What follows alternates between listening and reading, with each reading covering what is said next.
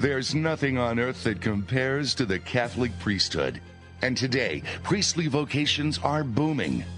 Welcome to Vocation Boom Radio, the show that highlights the glory of the priesthood and promotes priestly vocations through exciting information and lively interviews with priests, seminarians and their families, vocation directors, seminary rectors, bishops, and those with a passion for promoting vocations.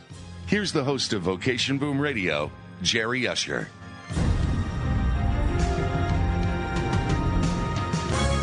And greetings. Welcome to another live broadcast of Vocation Boom Radio. And indeed, today we will have with us on the program one of those individuals with a passion for promoting vocations to the priesthood. I'll introduce you to my guest here in just a moment here on Vocation Boom Radio. It is great to have you with us here, and I want to just remind you that our TV show, Vocation Boom on EWTN television, is going to premiere a new episode tomorrow, 11 a.m. Eastern, 8 a.m. Pacific, and then it re-airs a couple of times during the week, 2:30 a.m. Tuesdays, and then 5:30 p.m. These are Eastern times, 5:30 p.m. Eastern on Thursdays. So you get 3 chances during the week to see EWTN's version of Vocation Boom on television. And, of course, it's always a great blessing to be with you here on the radio show. My guest today, Phil Labadie, is the founder of Labadie Communications. It is a marketing and creative services agency. They're based in Lincoln, Nebraska. And his work to promote vocations to the priesthood began with a request from the then vocation director and University of Nebraska campus minister of the Newman Center to design a brochure to help promote vocations in the Diocese of Lincoln. And that was the beginning of Phil's call to raise awareness about the vocations and help supplement the funds needed to educate seminarians in the Diocese of Lincoln. So over the past 8 years, Labadie Communications has dedicated 100% of its time to the work of vocation awareness for dioceses and religious communities around the country. And Phil and his wife, Julie, and their 4 kids reside just south of Omaha in Bellevue, Nebraska. Phil, welcome to Vocation Boom Radio. Good afternoon. Yes, Jerry, thanks for having me on today. And it was great running into you at the National Diocesan Vocation Directors Convention on Long Island. Talk about your involvement there. You've been going to that and interacting with the vocation directors for longer than we have now. Yeah, it's been about, I think it's 9 years, actually. Rose Sullivan, the executive director, and I were discussing that. We kind of started attending that conference about the same time, and then she eventually became the executive director. But yeah, it's been about 9 years, and it's just a wonderful, wonderful week. Yeah, it sure is. Looking forward to next year already, and I'm sure you are as well. I gave a little snapshot there, Phil, of how you got involved in promoting priestly vocations. And I don't know if, nothing, with God, there are no, accidents or coincidences, but was that something that was, as on your heart then as it is now when that vocation director asked you to put that brochure together? Well, interestingly enough, I had started an advertising agency in Lincoln, as you mentioned. Not too long out of college, I attended the University of Nebraska. And I guess somehow it was Monsignor Kalin. He was the vocation director for the Diocese of Lincoln, and he was also the campus Catholic minister for the Newman Center. And somehow he found me. I don't know, he heard that I was Catholic, or I don't know how it went, but he found me and asked me if I could reproduce their brochure, because up until then they had someone like a seminarian or someone laying out the brochure, and I think a lot of dioceses, a lot of times, there's some talented young men that can do those things, but he needed something a little bit more, or that seminarian couldn't do it anymore. I couldn't remember. So it basically kind of, as you said earlier, I thought it was by accident or coincidence, but I think it was Holy Spirit driven. So he came to me, and I looked at it, and I helped him out, and that was kind of the beginning. So, talk about the brochure you put together. What was the purpose of it? I know, because now we see, these posters, Phil. I know you're very well aware of them. That dioceses will put together with the pictures of all the men on them and so forth. But what was kind of the look and nature of this brochure that you put together? Well, the brochure, basically, they were just looking at something to promote and generate awareness. And as I got looking at it, and also maybe many of or much of your audience may know that the Diocese of Lincoln has they've been pretty blessed with many seminarians. I think they had just under 50 this year discerning in, but he was just looking for something to promote and leave in the back of the church, and that kind of got me in a discussion with Monsignor about, well, maybe there's a better way we can go about this. And that kind of started the beginning of a program I developed to help not only generate awareness, which is our first goal, and support, but also financial support for seminarian education funds. And it kind of started off from there, and through my direct marketing background, we developed a program for the Diocese of Lincoln that I have now implemented in many dioceses around the country today. And we're going to hear about that as we progress here on the program today. Vocation Boom Radio on EWTN. I'm Jerry Usher, your host, and my guest is Phil Labadie. He is the head of Labadie Communications, a marketing and creative services agency in Lincoln, Nebraska that now devotes 100% of its time to the work of vocation awareness for dioceses and religious communities. And when we talk about vocation awareness, Phil, what would you say is the state of awareness, generally speaking, among Catholics today? And I ask this because I travel a lot. I'm meeting these young guys who are answering the call, the seminarians, the young priests who are being ordained, and yet there are often a lot of times when I'll be talking with lay Catholics and trying to tell them, hey, all these great things are going on, and they kind of look at me like, where is that happening? Right. So what's your sense of the state of awareness right now? I think it's the same as yours. It depends on it's by. I travel a lot too, as you know, and it depends on the diocese you're I guess traveling to or going through. A lot of the lay people, the awareness is such an important facet of actually the support and promotion of vocations in any diocese, and some dioceses have better programs maybe they've done on their own, or they have, working through Sarah clubs or the Knights, built some sort of awareness or vocation, parish vocation ministries or committees or whatever. They're called different things depending on where you're at. But yeah, there is, in the diocese that we work with, that is our number one goal, is to really connect with that individual lay person, so that they know what's going on, who the seminarians are.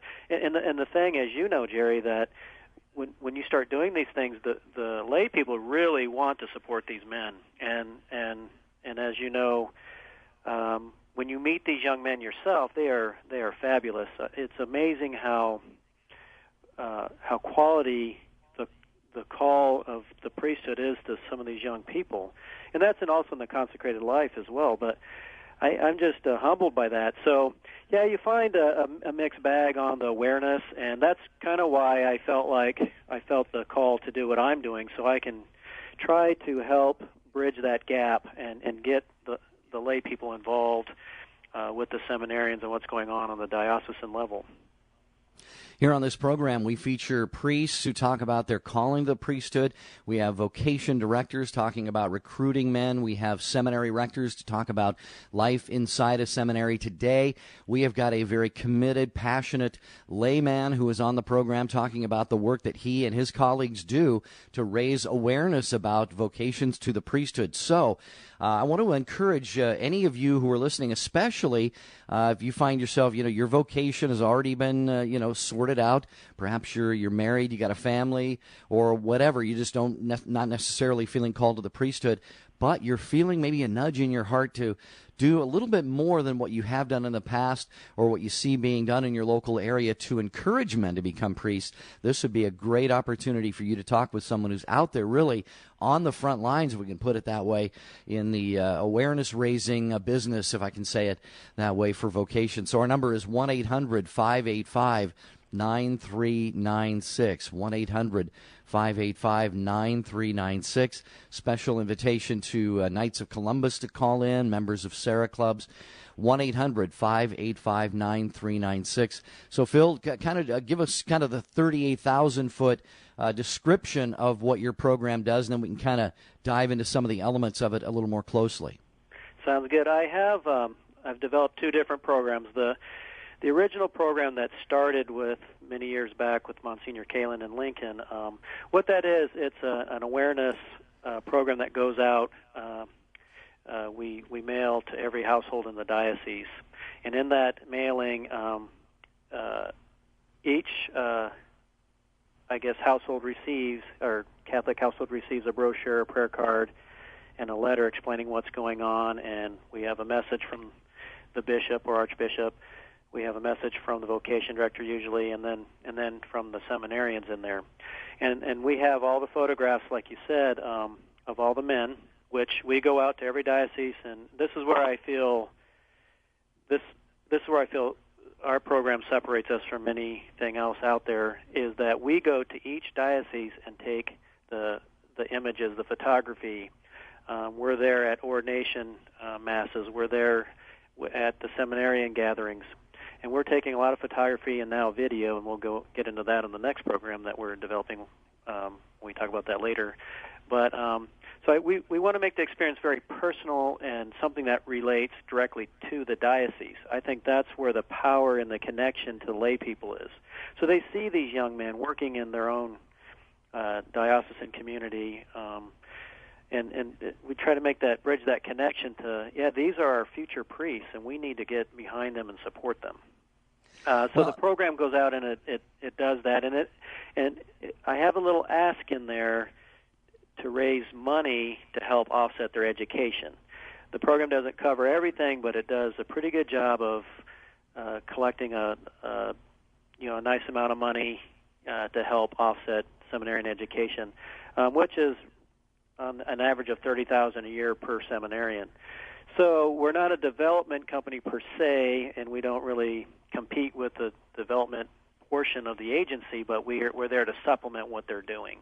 So that's program number one. And Jerry, if you have any more questions about that one, we can maybe talk about the other. Well, just what really struck me was, are you invited in by, say, the bishop, the vocation director? Can lay people say, "Hey, Phil, come on in here and let's work with our vocations team"? How do you get the open door, I guess? Well, usually it starts. It's been a mix. It's usually the bishop or the vocation director is where the conversation starts. So usually, many dioceses have bishops that are, one of their number one priorities is vocations, and they'll hear of me, and they'll call me up, and we'll discuss kind of what they're doing and how we can help them, and how our program has worked with other dioceses. And I have to say, and I don't mean this in a boastful way by any means, but every diocese we've worked with, we've had very good success, because what we find is when you encourage and inform the lay people, they really do want to get behind what's going on in vocations. They just have never been communicated in a way where they know how. Like you said earlier, when you go around, sometimes you hear lay people say, "Well, I really don't know what's going on." Well, it's just mainly because the dioceses are busy and they're doing many, many things, and vocation directors are busy in their offices. And working with young people and in their formation, that a lot of times they don't have a lot of time to promote. So that's where we kind of fill that gap. So we really take a lot of pressure off the Office of Vocation and vocation directors and helping them to reach out to the laity. Yeah, I think it's very exciting. I'm so happy to be able to present this to our listeners today.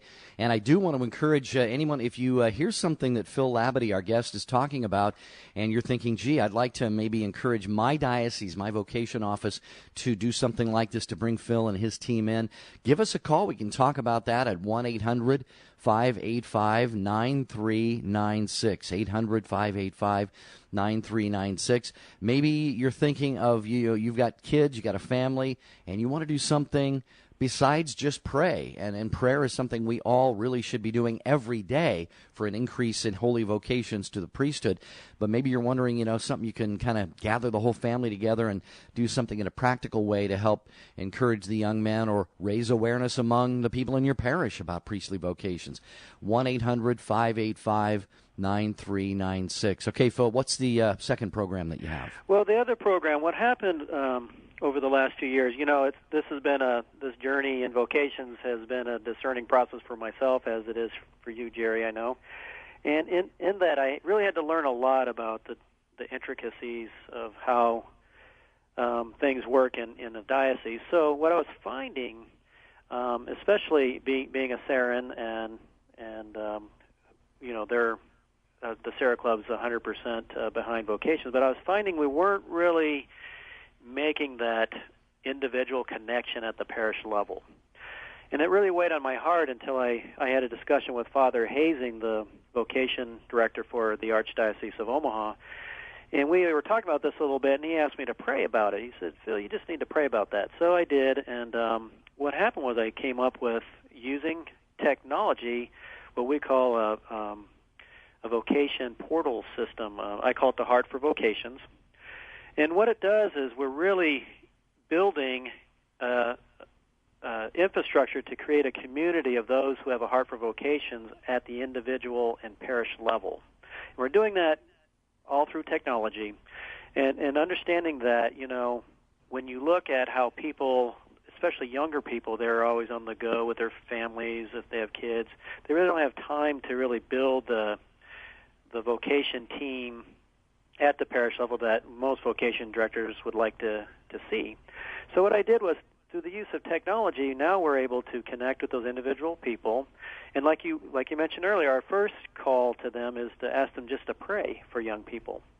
The second is, if there are young people who feel a call and maybe want to discern that, we have resources through our technology, which is an online system, that they can go in and based on the approval of the diocese, they can go in and discern a little bit, rather than if a young person has a call, they may go out and just search the web everywhere, and we call that cyber discerning. But what we want to do is give them a resource to go to that the diocese has actually put together, and give them the opportunity to discern. Because, as I study this, really what we want to do is get young people, if they're discerning, to go ahead and find the courage and find the path to their parish priest first, or if they're not comfortable with that, right to the vocation director. And this helps the vocation director and in his office kind of surface those young people who are discerning. So the technology is really behind this. And I'm kind of laying that out general, like you said, from the 38,000-foot view, so I'll let you ask me a couple questions about it. Well, one thing I wanted to zero in on, and taking nothing away from more global resources such as Vocation Boom, wink, wink, but yep. This idea of a diocese, Phil, putting together kind of their own set of resources gives, it really, has a number of benefits, I'm sure. One, they have control over the resources that the young men are seeing, and maybe another very, possible positive of this is that it encourages the guys to think local when it comes to their vocation. Right. And the thing about what we're doing, we're not building a website or vocation site for a diocese, who most dioceses already have that. What we're really doing is we're paralleling what the diocese has already put together. But the reason why we call it a portal, because it's an opt-in system, so the individual user has to sign up for it, and then they sign up under their parish. So they have all the resources of what's going on for their parish right at their fingertips, and then also what the diocese is feeding in, and where the power comes in. And I developed this portal system with a company actually out of Lincoln, and we developed it based on the fact that we wanted to be able to have the vocation director, the Office of Vocations, be able to put in information or content and have it delivered throughout all the parishes instantly. And that's where it's not like a website, because a website's static. You put your information on, and people have to go there. But this is actually interactive, so the individual user can actually interact back with the system.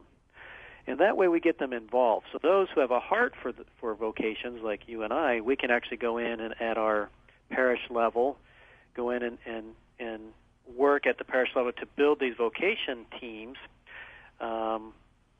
and then encourage the young people to maybe consider their vocation in life, because I guess that's the key to all this. We want all young people to say, hey, is my call to the married life, single life, or religious life?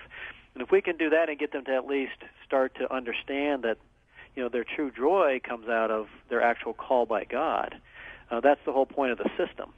And the other thing is the ease of use through the use of technology to be able to connect with these, again, with the young people or with the young families or anybody, to get them to share their involvement, their support, their prayers, and maybe even their time. And then I guess in the long run, they'll probably support with their financial resources as well. So when it comes to vocation awareness, are you then, would you say it's wider than just priestly vocations? You're trying to raise awareness about the whole concept of vocation? Correct. Because we don't want to leave out, the young, or not young only, but we don't want to leave out women for sure. We want to make sure that they're aware, and our portals do that too. We want to make sure they're aware that maybe they're called and there's resources for the consecrated life, or even a young man who's maybe not considering diocesan priesthood, maybe he's called to a different ministry, in the church. But we want to make sure that they have all the options there. Although my company is more, our primary focus is on the diocesan priesthood, but we want to make sure that all the options are laid out, and that if a person really discerns that, discerns their call. That's our goal. We want them to at least consider if they have any call towards the priesthood to make that, take that next step forward and check it out. I think a lot of young people with the pressure of today's society sometimes aren't as confident to do that. And if I can do anything that will help move that forward, which, by the way, also comes into communicating with parents and having them finding the courage to say, hey, I want joy for my child, I need to get behind them and encourage them to check out what vocation's path that they're being called to. And I know you're all about that too, Jerry, but that's kind of the weight on my heart. How can we do a better job? How can my company do a better job of making that connection and communication? Amen. And with the way technology is going, it's funny. Someone just said to me not too long ago, do you realize that the iPhone has only been around for like 5 or 6 years? And when you think about that, it's bizarre because it seems like we've always had this device, and it's just getting more powerful. So we need, as Catholics and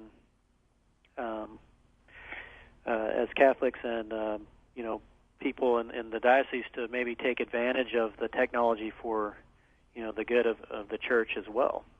Boy, you hit the nail right on the head there, Phil. If we aren't doing it, the other side certainly is out there making full use of all of the media. So we have to do that, and we do that here through the radio on EWTN Global Catholic Radio Network with this show, Vocation Boom Radio, each and every Saturday at this time. And just a reminder that we are also on TV, and tomorrow is the first airing of our latest episode of our TV show, Vocation Boom, on EWTN Television. My very, very good friend, Debbie Georgiani, will be my guest tomorrow. We're going to talk, even kind of similar to what we're discussing here today, how we can foster vocations by raising awareness, also by developing Catholic youth groups, the importance of catechesis, strong family life, things like this. So join me tomorrow, 11 a.m. Eastern, 8 a.m. Pacific, and then 2 re-airs during the week on EWTN Television. My friend Debbie Georgiani with me on Vocation Boom on EWTN TV. Going to get a break right now, and then a whole lot more we're going to talk about with Phil Labadie today on Vocation Boom Radio, so stay with us. Your support is vital to our online, radio, and TV outreaches. Support us at vocationboom.com. Sometimes defeat can be glorious. Just ask Holly Ordway. As an atheist academic, she was convinced that faith was superstitious nonsense. She thought she was safe in her fortress of atheism from an assault by irrational faith. Read the inspiring account of her most unusual journey to faith in the Catholic Church in Not God's Type. An atheist academic lays down her arms from Ignatius Press. Order at 800-651-1531, ignatius.com, or your Catholic bookstore. Vocation Brew is here, introducing 3 delicious blends of coffee from your friends at Vocation Boom to help support our efforts to foster vocations to the priesthood. We're offering Morning Lauds Breakfast Blend, Evening Vespers Italian Roast, and Discernment Brazilian Decaf, all grown on a 6th-generation Catholic family farm in Brazil, utilizing all of the industry standards for sustainability and ethics, and prepared using innovative state-of-the-art roasting techniques. And for a limited time, with every purchase, you'll receive a copy of Deacon Harold Burke Siver's incredible booklet, The Mass in Sacred Scripture, which takes you line by line through the Holy Mass, showing where every part is grounded in the Bible. Hurry and place your order for Vocation Brew and get this outstanding booklet absolutely free for a limited time. Log on to vocationbrew.com to learn more. That's vocationbrew.com. Want to listen to this show again? Find it in the archives at vocationboom.com. At Vocation Boom, we talk often about things you can do to help support a seminarian on his way to the priesthood. Things like praying for him, sending him a birthday card, having him over for dinner, and many others. Now, we've come up with the best idea ever for encouraging a seminarian to persevere on the path God has called him to follow. Send him on the first Vocation Boom pilgrimage to the Holy Land, scheduled for December 28, 2015 through January 6, 2016. This life-changing trip will be led by Stephen Janet Ray, along with our chaplain, Archbishop Samuel Aquila of Denver. It's open to any priest, seminarian, or layperson with a heart for the priesthood. Get together with your fellow parishioners, Knights Council, Sarah Club, or just plan to sponsor a seminarian yourself. Get all of the information you need today at vocationboom.com. That's vocationboom.com.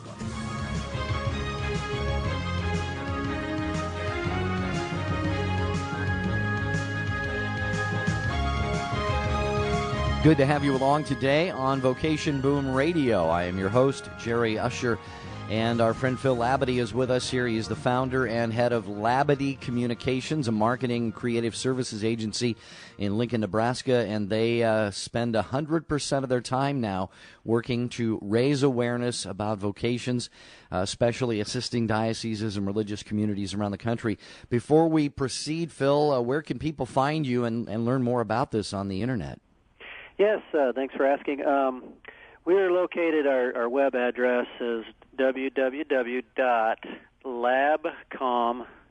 So that's LABCOM.com. And if you go there, you can see we have our own content on there about the Heart for Vocations and other things we're doing. And actually, one of the content resources we like to use is Vocation Boom, as a matter of fact.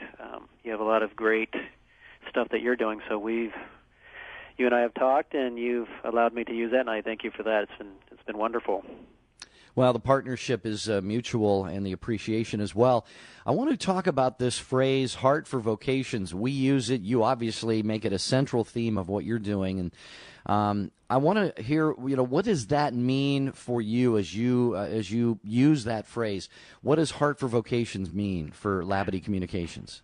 Well, I think that that I don't know who actually coined that phrase. I picked up on it, obviously, like you have, but how I view it is that there are people that have obviously interest in many things, and when it comes to the church, they have a heart for maybe different parts of the church. Maybe they have a heart for family life office, or a heart for the other ministries of the church, youth groups, things like that.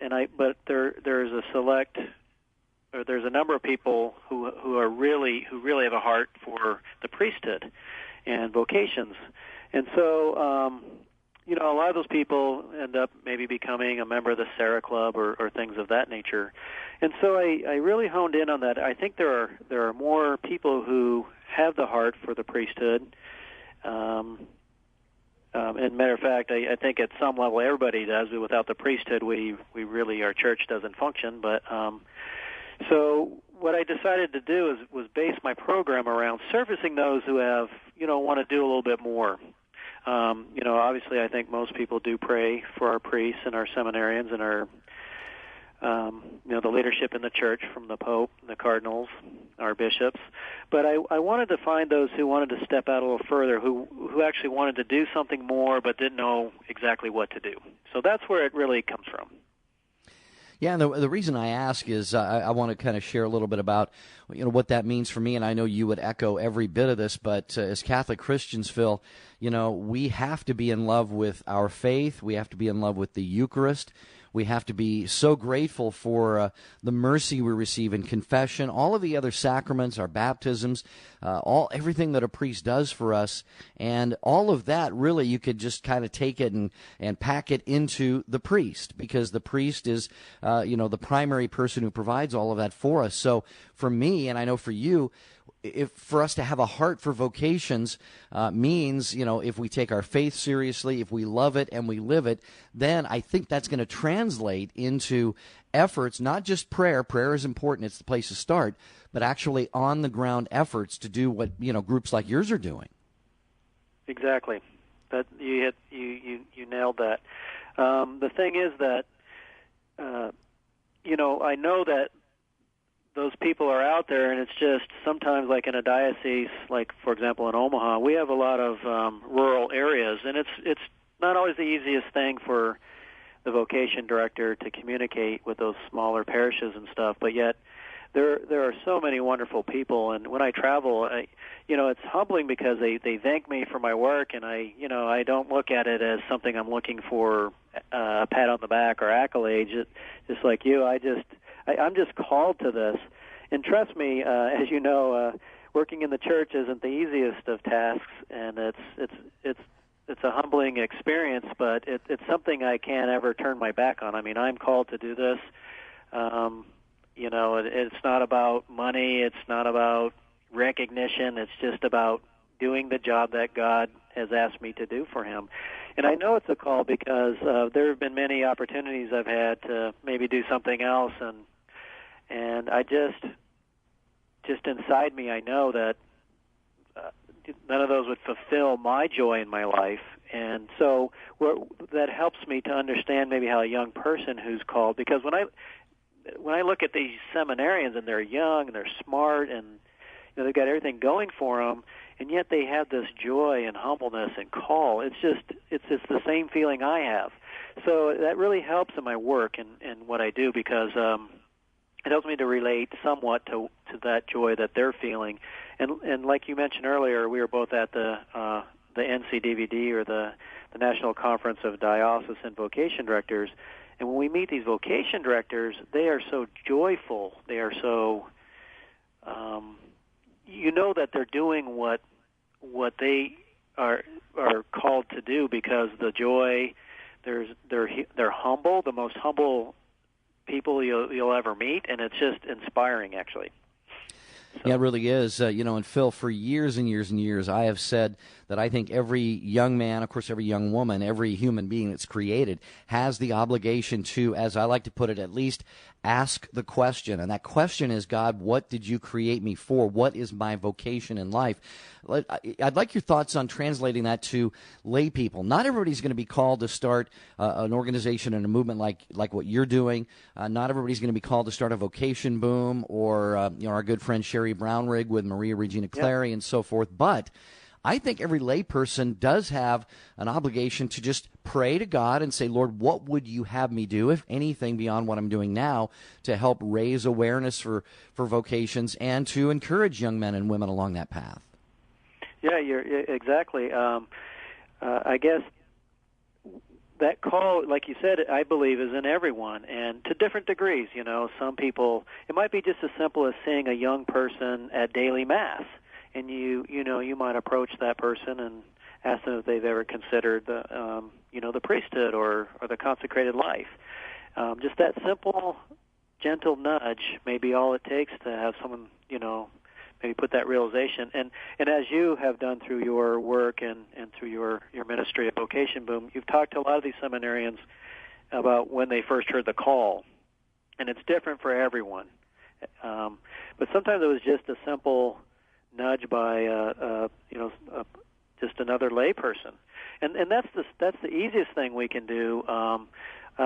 And like I said, that you and I both, like you've come from the radio broadcast business, and I'm from more of the advertising, and I always felt the need to take my business for the good of the church, and that's really I'm using my talent and my time and my resources to do that.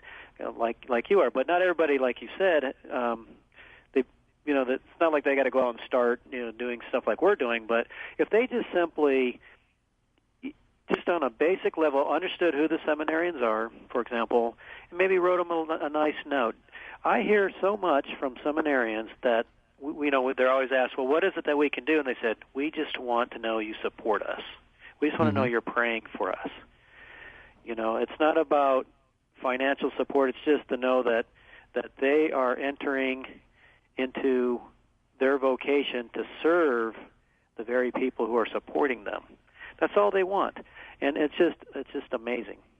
So I think if everybody just reflects back on their own life and their call, like you said earlier, everything evolves back to me.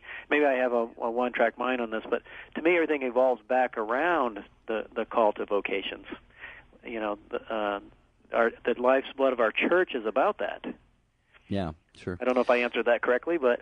Yeah, absolutely. No, I love what you said, too. It's during the formation process, our young men and, of course, our young women, too, want to know that they are supported because, Phil, as we both know, when a young man gets ordained and gets out there, in his first parish assignment, his cheek gets sore, from being pinched by everybody. Like, oh, we just love you. You're so cute. We're so glad you're here.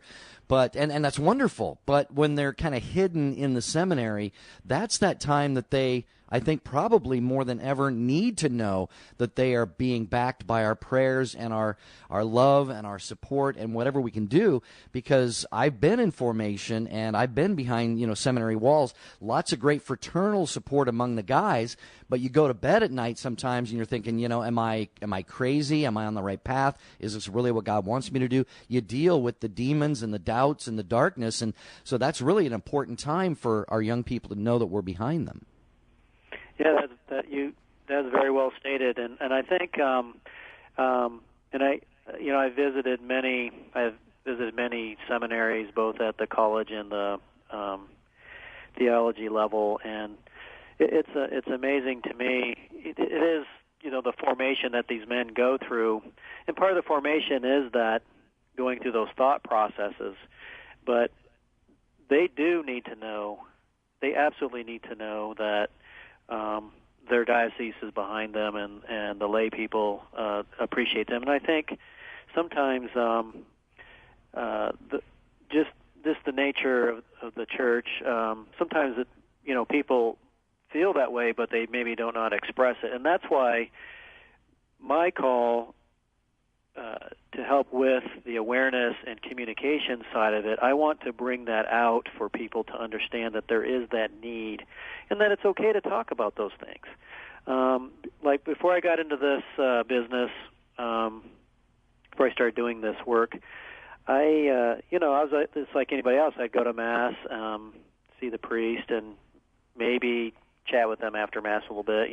Hi, how are things, that sort of thing. But now that I'm ingrained in this, and I'm on the other side, and being with these men in their normal atmosphere, their day-to-day business, they're just like the rest of us. They're men. They're humans. They have needs like all of us. It's just that they have that extra sacrament that we don't. But the thing is, they all need the same reassurances and backing that we all need in our lives. So that the vocation, I guess, support also continues on to our priests. And we just here in Omaha had a priest appreciation dinner. And I'll tell you, these priests come out and they just they're just in awe at the support that the laity has for them, and they need to see that too. Phil Labadie, our guest here on Vocation Boom Radio. I'm your host, Jerry Usher.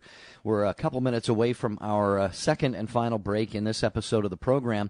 Our phone number, by the way, is 1-800-585-9396. Maybe something that we have discussed here on the program today, as it especially pertains to lay people helping to raise awareness and encourage vocations to the priesthood and, of course, to all vocations in the church. If that has piqued your interest or, maybe had a question arise in your mind, our phone number is 1-800-585-9396. In fact, why don't we take our break right now, and then we will have the final stretch of our conversation with Phil Labadie here, and hopefully we'll hear from you, 1-800-585-9396. If you've been kind of praying, asking the Lord, what more can I could I do to help raise awareness in my parish, in my community? Maybe you want to get behind a particular seminarian and show him some one-on-one support, 1-800-585-9396, and we can share some ideas here on the radio today. We're coming right back, so please stay with us here on EWTN. Think it's too late to become a priest? Let God and the church decide. This is Vocation Boom Radio. If you love great coffee, now you can encourage vocations to the priesthood with every delicious sip of your favorite beverage. Vocation Brew is available in 3 terrific blends: Morning Lauds, Evening Vespers, and Discernment Brazilian Decaf. Featuring beans from a 6th-generation Catholic family farm in Brazil that's home to 47 resident families, Vocation Brew coffees are certified sustainable and ethical and are created using innovative roasting techniques. 100% of proceeds from your purchase of Vocation Brew goes straight back into our work of promoting priestly vocations through our website, weekly radio and TV shows, on-location events, and pilgrimages to the Holy Land. What more could you want from your coffee? Taste the Vocation Brew difference today by logging on to vocationbrew.com. That's vocationbrew.com.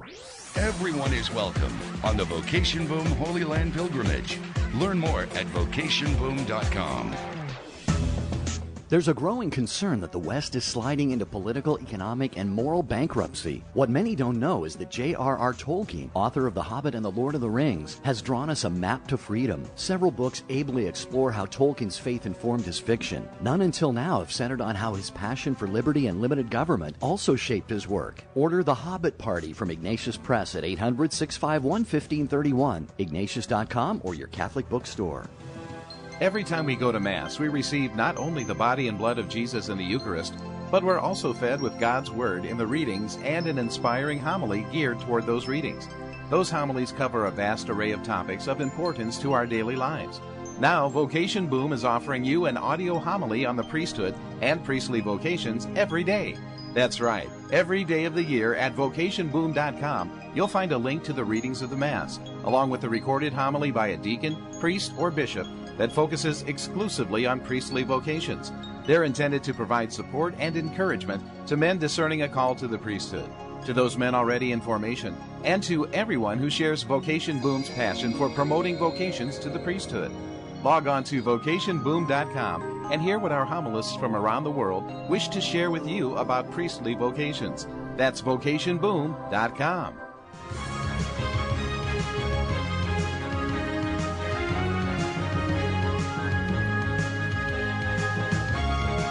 And it is great to have you with us here. My thanks to Angelica Duarte for engineering the broadcast and taking your phone calls today. Nick Scott is the producer of Vocation Boom Radio. I'm your host, Jerry Usher, and my guest today, Phil Labadie of Labadie Communications. You'll find them at Labcom, Labcom.com, Labcom.com, where you can learn about their Heart for Vocations program. And Phil, we've got some callers. You want to go to the phones here? Sure. All right. Let's start with Vicki from Texas today. Vicki, thank you for calling the program. Thank you for having me. You're welcome. What's on your mind today? Just wanted to quickly mention that it's such a blessing to be able to experience children going into discerning the priesthood. About 3 years ago, we had a death in the family that was my youngest brother. He was 22 when he passed away, and we're grieving, and through that grieving, my 2 sons decided to go ahead and let God get a first choice in their life. So they went into the seminary. One of them went to Cornwall, Canada, and learned French. So now he's trilingual. They both came back after a year. They didn't have a calling, but just to experience us for a family was very intense, very beautiful. It was somewhat painful to separate, but it was amazingly blessed.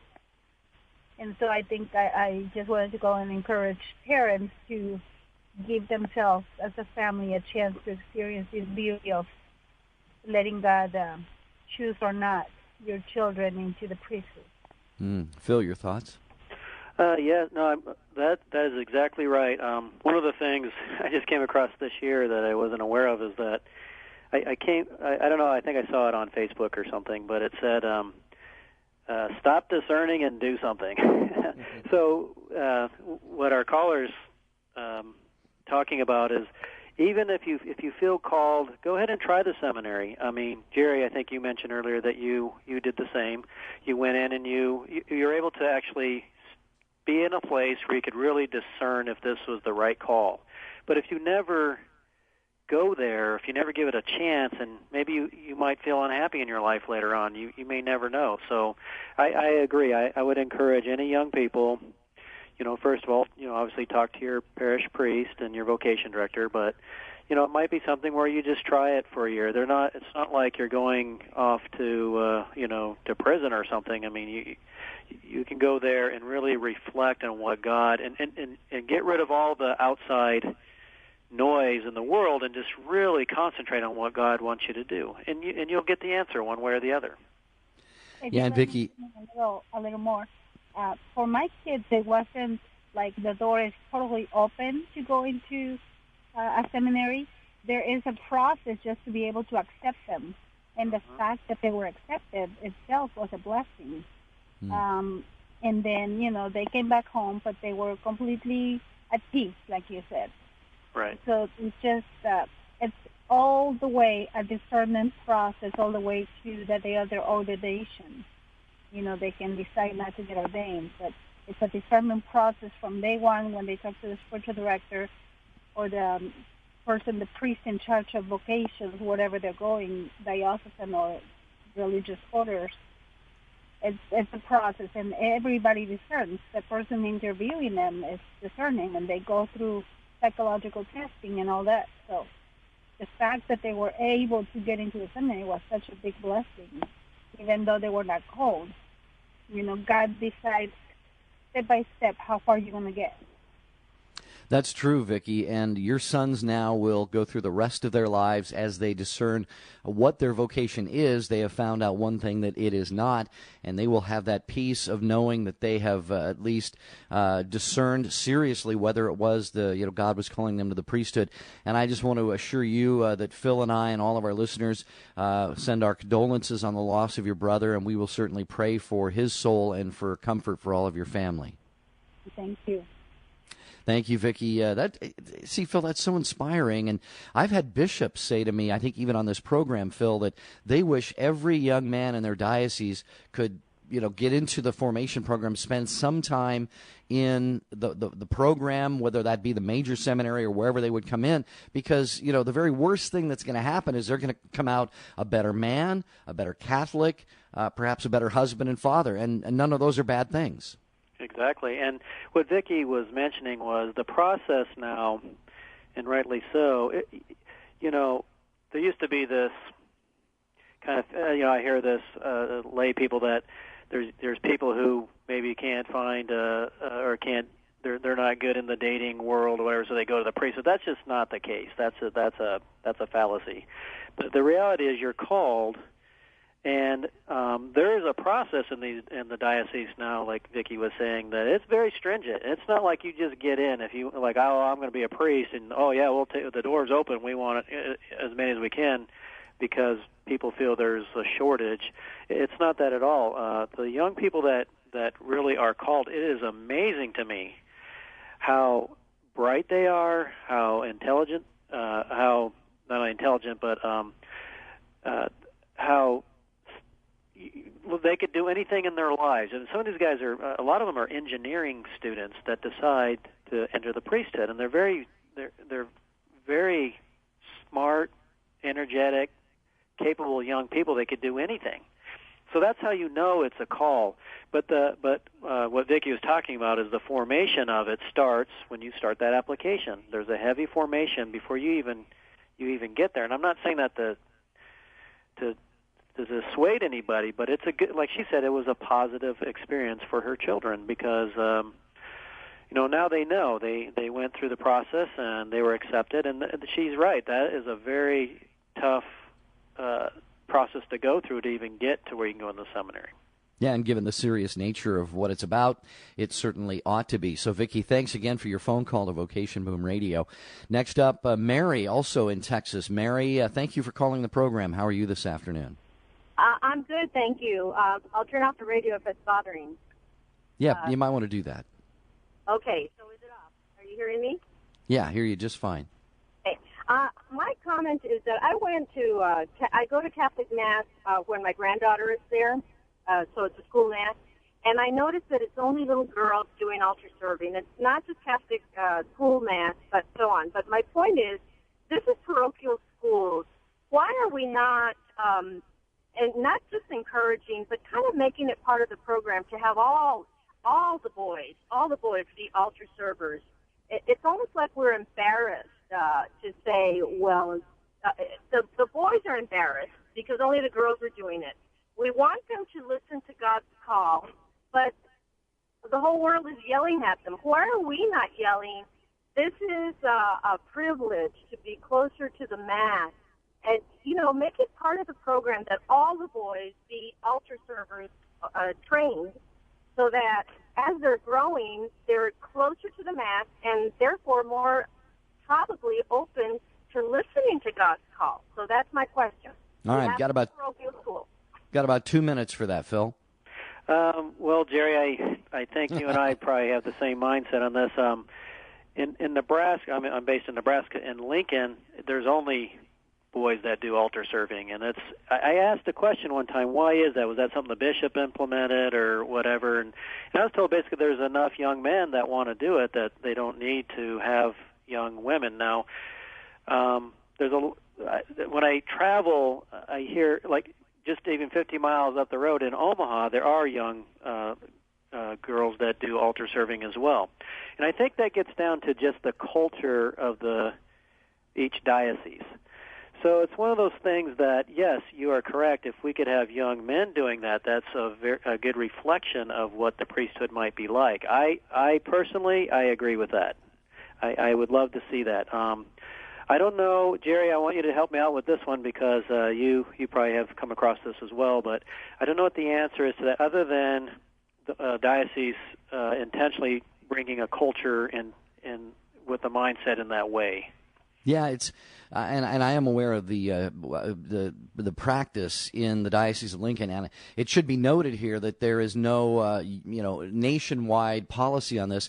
It's up to every local ordinary to determine whether he wants to allow altar girls in his diocese. Now, I will say that I do have some strong feelings about making sure, like Mary does, making sure that the boys are exposed to this as they're growing up, because this traditionally has been a pipeline of young men into the priesthood. And it is true, as Mary noted, that when girls are allowed into something like this, the guys kind of shy away, or they, because, it used to be that, the boys were the only ones who did this, and I think they felt like they had this camaraderie and this fraternal kind of a situation. This is not a knock on girls or anything. In fact, I'm quite fine if a diocese says girls should serve, which is the case in my diocese. I can easily live with that. I'm not against it at all. But I do think we need to have, some kind of, policies or, programs in place, Phil, where the boys are definitely encouraged to be around priests, to be at the altar, and to at least be exposed to priestly things, because these are the ones who are going to be our priests of the future. Exactly. So I don't know if that helps our caller, but. Yeah, Mary, I think we got to get ready to end the program here. It's a very good question, a very important issue. Maybe we should discuss that here on the program sometime with someone who has some knowledge and background in that area. Phil, we have indeed run out of time. It's been great having you on the program. Once again, tell people where they can find you on the internet, and maybe you get some dioceses and vocation offices show some interest from today. Yeah, thank you, Jerry. You can find us we're Labadie Communications. We're on the internet at www.labcom.com. That's labcom.com. And I welcome all your listeners to encourage their diocese to increase awareness and increase the laity their involvement in vocations. So. Awesome, Phil. Thank you for your time today. Appreciate it very much. Next week on Vocation Boom Radio, my friend Archbishop Michael Sheehan will join me from the Archdiocese of Santa Fe. You talk about champions of vocations, men with a heart for vocations. You're going to hear his priestly heart and heart for vocations next week. Debbie Georgiani is my guest tomorrow, 11 a.m. Eastern, 8 a.m. Pacific on Vocation Boom on EWTN Television. Don't forget, buy your coffee from vocationbrew.com. And I'll look forward to talking with you next week right here. God bless.